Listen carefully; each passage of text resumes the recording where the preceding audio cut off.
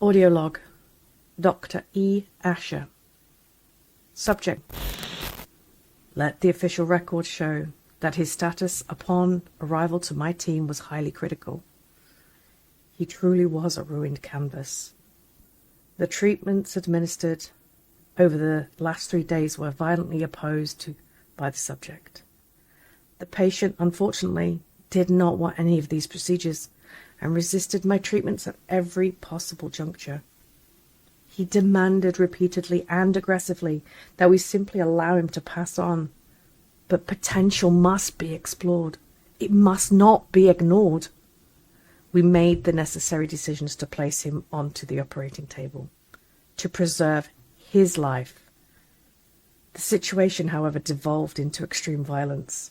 As I made the initial incisions, delicately peeling back the ruined dermal layers of his chest to assess the trauma, fought back with a feral, terrified desperation.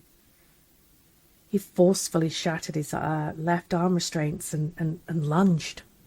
In the ensuing struggle, with his chest still partially opened and bleeding so heavily, managed to crush Dr. Vance's larynx.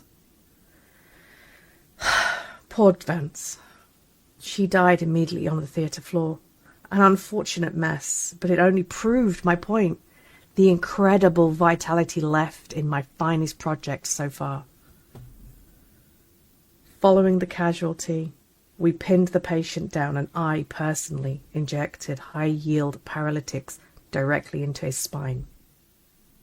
Stripped him of his motor functions and left him agonizingly conscious. Oh, he was magnificent. Thrashed blindly, tearing his own freshly exposed tissues in a frantic bid to escape the scalpel. Through a blood-soaked airway, he begged us to turn the machines off and let him just die. When his pleas were ignored, he redirected his agony towards our mutual employer.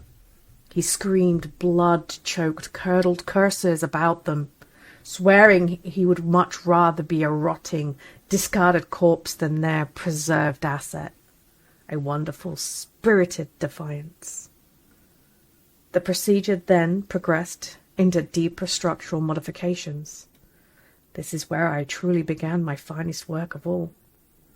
As the mechanical rib retractors were, engaged, forcing his thoracic cavity wide open with a sickening crack.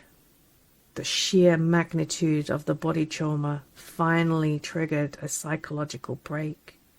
Amidst the wet, delicate sounds of his own organs being handled, he began to weep. Through the heavy surgical tubing, he sobbed uncontrollably, crying out for his mother over and over and over, until his vocal cords were completely shut down and gave up. He eventually passed out, though would continue to wake for brief moments over the next 3 days and over the coming procedure. It was necessary to override his autonomy and forced him to undergo the remainder of the reconstruction. And the result? Well, it's nothing but short of perfection.